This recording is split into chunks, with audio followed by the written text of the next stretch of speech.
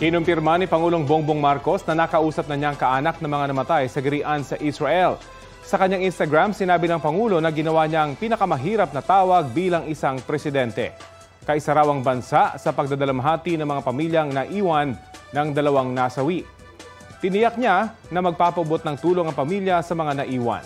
Hindi raw nito mapapalamlam ang pagtindig ng bansa para sa kapayapaan. Balita ko, may tututukan kayo tuwing 11 a.m. sa GTV. Alamin ang mahalagang balita at impormasyong dapat niyong malaman sa Balita Ko tuwing Lunes hanggang Biyernes. Mag-subscribe din sa GMA Integrated News sa YouTube. Sa mga kapuso abroad, maaari po kaming masubaybayan sa GMA Pinoy TV at www.gmanews.tv.